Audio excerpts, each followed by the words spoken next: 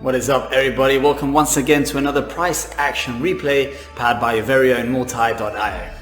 So how are things looking? Well, legacy and crypto markets saw a strong correction today as traders fear that a second round of economic stimulus might be delayed as the White House, Senate and Congress could become entangled in a fight to fill the vacancy created by the passing of Supreme Court Justice Ruth Bader Ginsburg. In addition to this, financial stocks are leading the bloodbath as reports emerged that several banks could have been involved in facilitating the movement of over $2 trillion over a 2-decade period.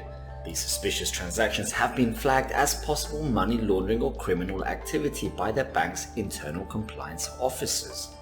While Bitcoin price is correcting today, this exposure of potentially illegal behavior by banks will only strengthen the narrative for why investors should buy Bitcoin. So how about that correction? Well, Bitcoin turned down from the 50-day simple moving average of 11,225 on September 19th and broke below the 20-day exponential moving average and the 10,625 support today.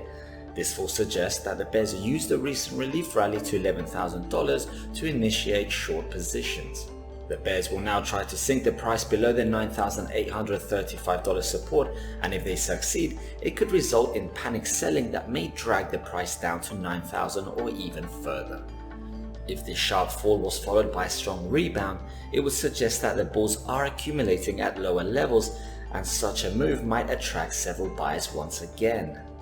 However, if the BTC-USD pair falls to rebound quickly from the lower levels, then the recovery is likely to take much longer as the bulls will then wait for a bottom formation to complete before buying. Contrary to these assumptions, if the pair rebounds off the $10,935 support, the bulls will once again attempt to push the price above the downtrend line. If they succeed, then the uptrend is likely to resume. And how about our dear altcoins? Well, September, hardly a month to remember. Nonetheless, let's see if we can find some light at the end of the tunnel.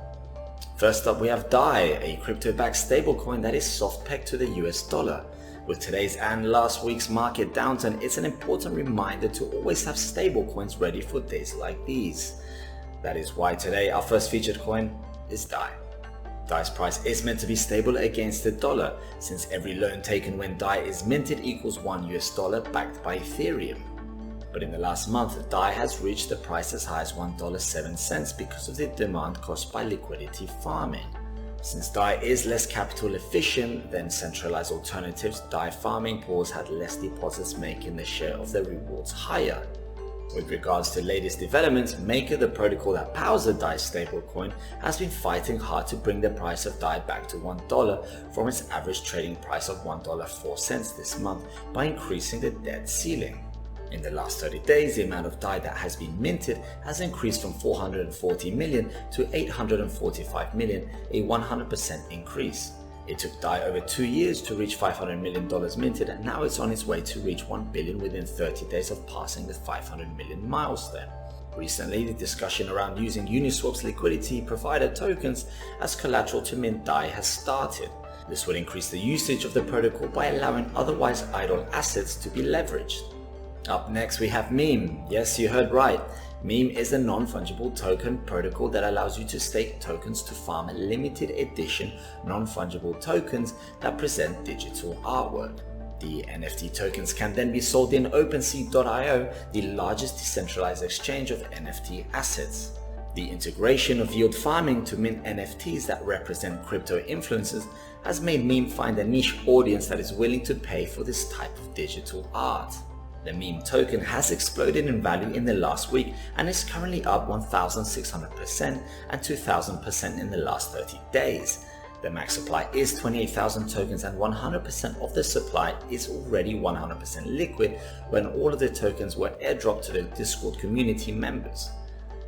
The token is not yet listed on any of the major exchanges, therefore price discovery is still very much in effect.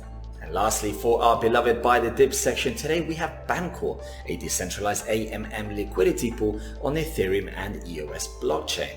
Bancor is down 32% in the last week and just over 60% in the last 30 days.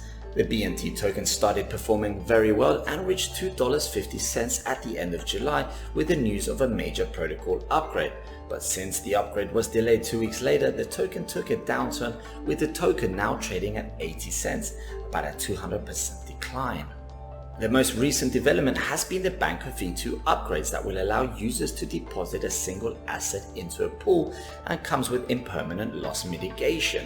Bancor V2 was announced live on July 31st, but in a cap setting of only 2 pools that are limited to 1 million in deposits. There have been no updates on Bancor V2 since then, and the Bancor V2 pools remain capped with no users being able to deposit to them.